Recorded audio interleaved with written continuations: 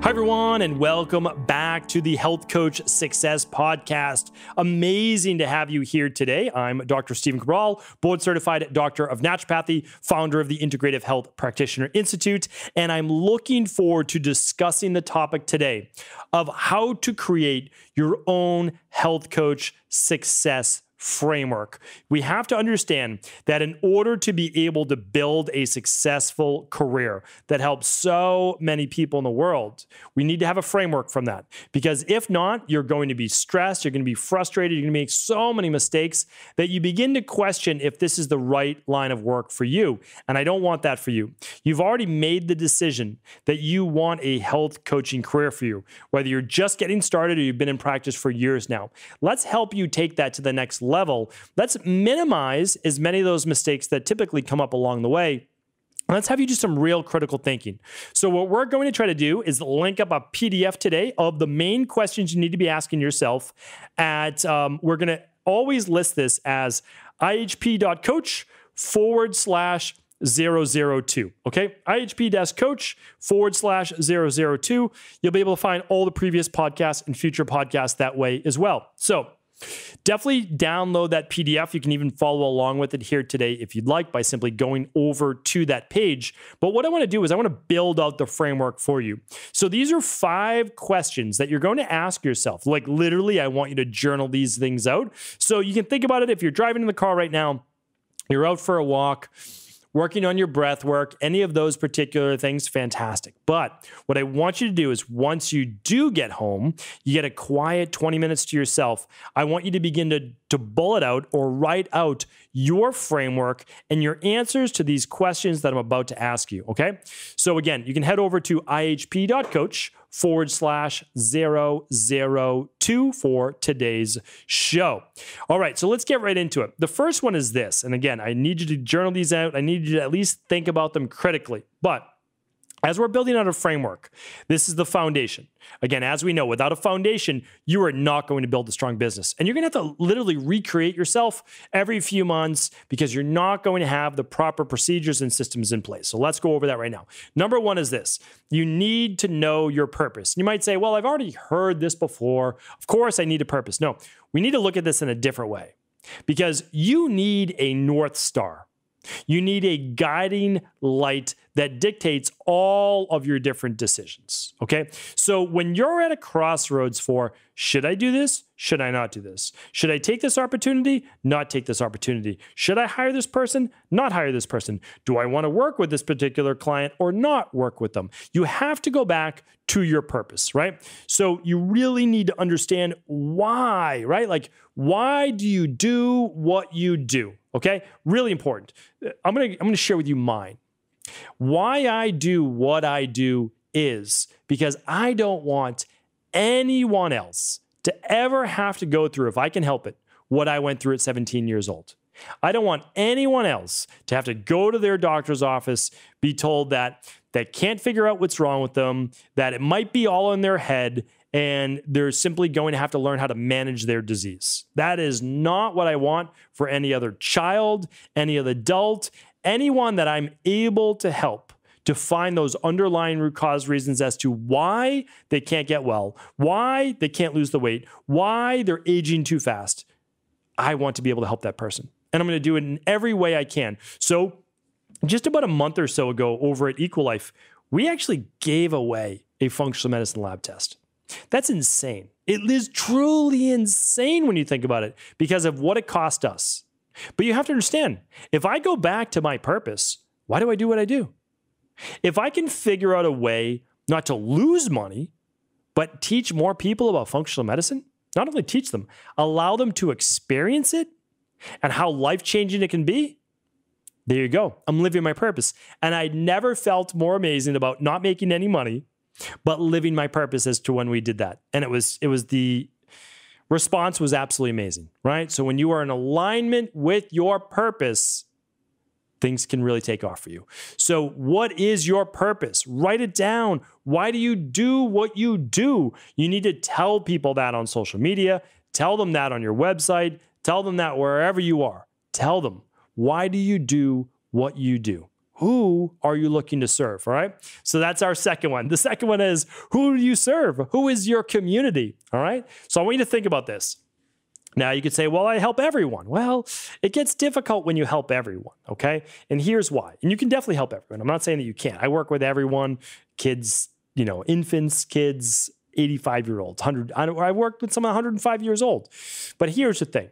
Who do you speak to when you speak? Right? Who is your message directed at? That's your, as people say, your avatar, right?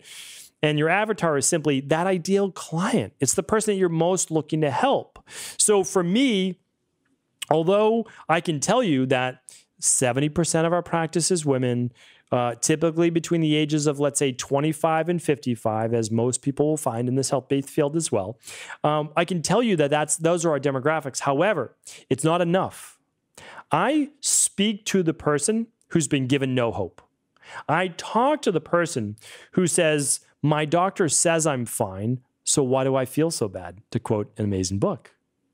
So those are the people I help. I help the people that doctors have given up on, that medical doctors have given up on, but integrative health practitioners, that coaches, that naturopaths, et cetera, they don't give up.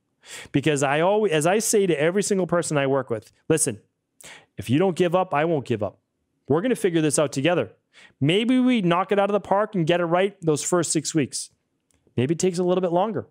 But if you don't give up, I won't give up. We'll figure this out together. So who I serve are the people that aren't allowed to be served in terms of conventional medicine. They're told that your only option is medication or surgery or whatever it might be. And again, sometimes you need those things, maybe even just in the short term. But if you have a chronic, debilitating based disease and you've been given no hope, I'm there for you. And I hope that many of you are as well. That's who I serve. Number 3 is this, and this is a question. This is part of your framework. So you need to know your purpose, okay? Why do you do what you do? Who do you serve? Who is your community, right? The third one is this. How will you make an income? Because if you are doing great work, the only thing that will stop you from doing more great work is not making a living. I cannot tell you the amount of brilliant people that I know, well-educated, people that have very high levels of degrees, PhDs, masters, doctoral degrees. And they're also extremely talented. Yet, they cannot make a good income. And that is because they are missing their framework. They are missing what I spoke about on last podcast, and hopefully you tune into that. That was episode 001, the 9 things that they don't teach you in school.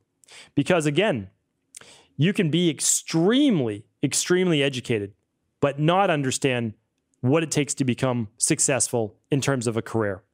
And on the other flip side of that is you can be very talented, but not have the education.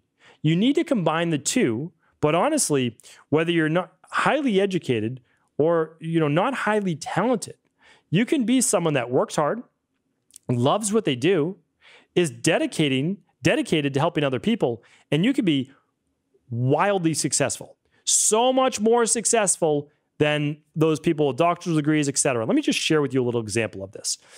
Way back in the day, okay, around the year 2000, 2001, was working at this particular gym, very high-end gym called the Sports Club LA. It was in Boston. First flagship gym ever opened there, $200 a month, very, very high-end. I literally would never have been able to afford a gym membership there, that's for sure. But I worked there as a nutritionist and personal trainer, and a few years later as a strength and conditioning specialist. So anyway, I'm at this gym. I'm young, 22 years old or so. And there was 33 of us hired. I'll never forget that, because to have 33 personal trainers at one gym, first of all, it's insane. I mean, how were all these people going to make a living? Well, they weren't. That's the truth. About 10 of those people made a good living. I was fortunate enough to be one of those people. I'll share that on future shows of why being one of the youngest, having the least amount of actual, I would say, education experience, yet I was able to be in that top 10. And I'll teach it again in a future show, but it was based on modeling. I didn't have enough knowledge, enough talent, enough of anything to be in that 10. I did not at all. But I was able to do something else. And again, I'll share that on a future show called modeling. So I'll tell you though, one of those people in the top 10, they were maybe 33 years old or so, no degree in exercise physiology, exercise science, one of the lower levels certifications in terms of personal training, and yet they had they had more clients almost than anyone else. So they weren't extremely talented. Their programs, to be honest with you, weren't really good at all. They were borderline terrible. They just took people through machine circuits. And I know that if you're a personal trainer, you're probably cringing when you hear that, right? They would just take people down the line. And yet, without the education, without the certification, without great programs, they had some of the most, they were one of the busiest personal trainers in there. You have to understand is that they played to their strengths, right? They played to their strengths. Amazing personality, built great relationships, were able to talk with people. We have to understand that one of the ways that you are going to make a great income, and I'll get to this in just more in a second, is that you have to understand is that it's about people and that you have to make a connection with people. They're not a number. Nobody wants to be treated as a number. You need to connect with people, build relationships, show them your care. And when you do that, not show them your education, show them you care.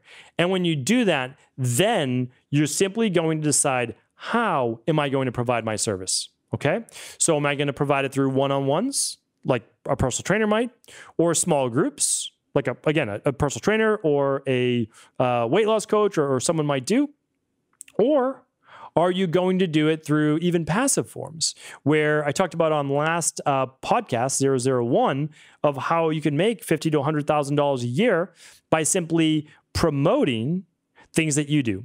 Your favorite protocols, like Daily Foundation Protocol Level 2 is what we spoke about.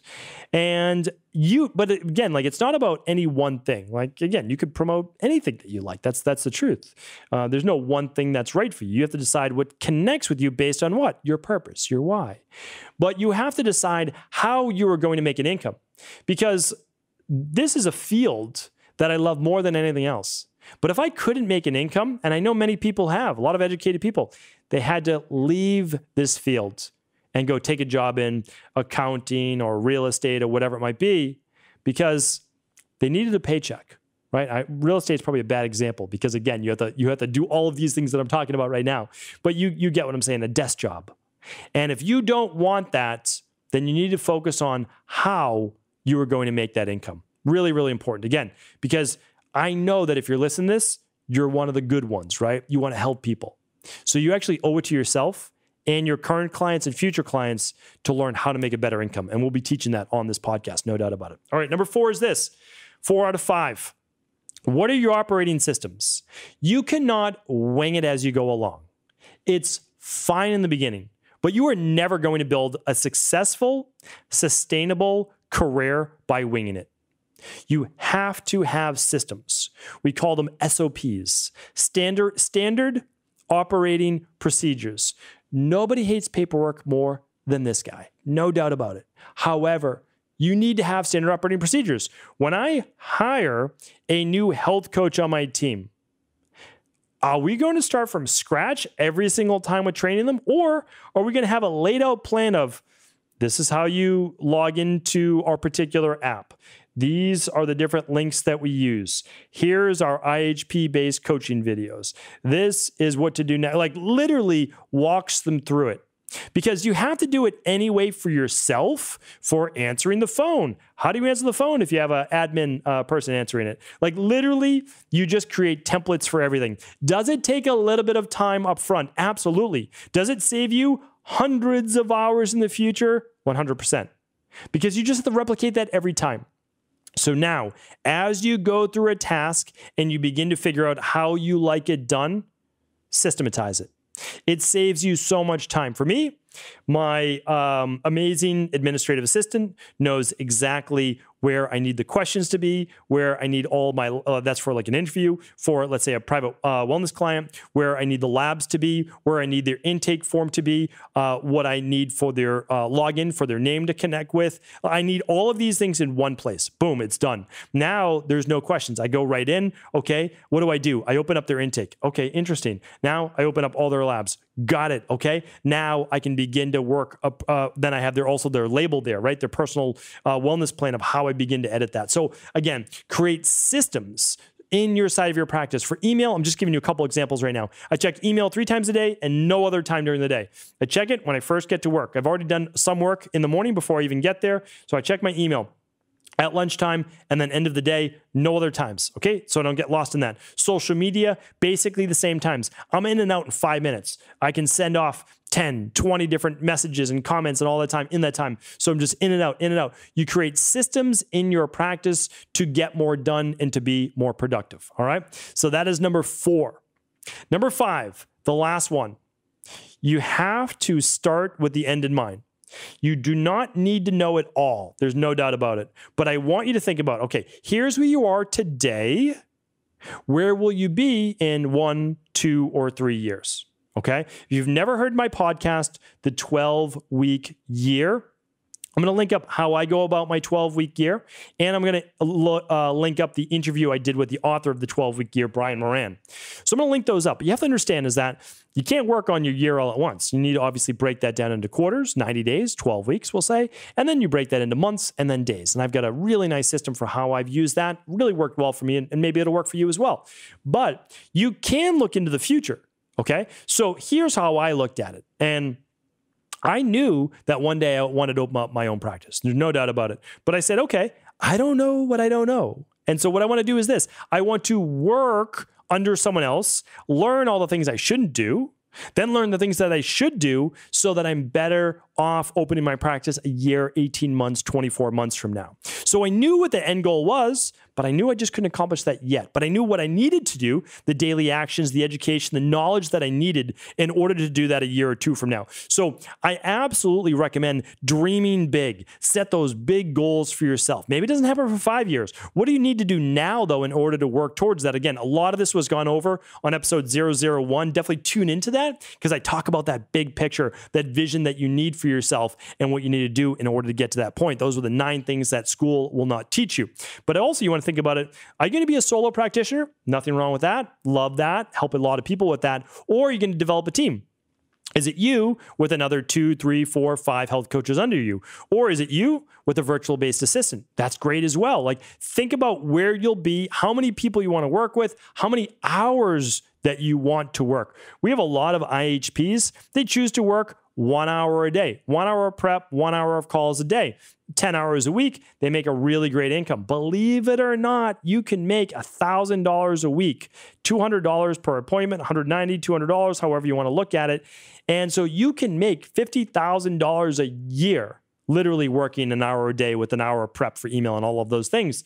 That's a great income part-time for a lot of people, right? And it's actually an insane income to make for a lot of people as an integrative health practitioner. But again, some people say, I want to work 20 hours a week. I can work half a day. Well, my kids are at school. I can work from 9 to 2. I can work from 9 to 1. That's 4 hours. That's a lot of time. 4 times 5 is 20 hours for the week. You could see people for 3 of those hours a day. 3 times 5 is 15. 15 hours, that's 60 hours a month. Charging $200, that's $12,000 a month. And that doesn't count all of your passive-based income. That's $150,000 a year working 20 hours a week. So again, you can do this. You just need to decide how you are going to do it. What is your vision for yourself in the future? Because if you know what you are looking to achieve, I'm telling you right now, there's a blueprint for you to get there. So this is what it's all about. Again, I'm never here to tell you how you should get your education, what exactly you should do. I'm happy to answer questions. There's no doubt about that. And I will be doing some Q&As on these shows, but I want you to understand is that all that information is there for you. Everything is ready for you if you are ready to reach out and grab it. Define your purpose. Why is it that you do what you do? Okay. Understand who it is that you serve. You can decide. Okay. Number 3 is this. Decide how you're going to make an income. How are you actually going to finance your dream life? And that includes your career. And then what are the operating systems that are going to get you there? And they're going to expand over the years. And the last one is this. What is the future vision? Don't go out 10 years from now, 1 year, 2 years, 3 years from now. So hopefully this has been helpful. Check out the PDF at ihp.coach/002. Tune back in. We'll be back with more from the Health Coach Success Podcast.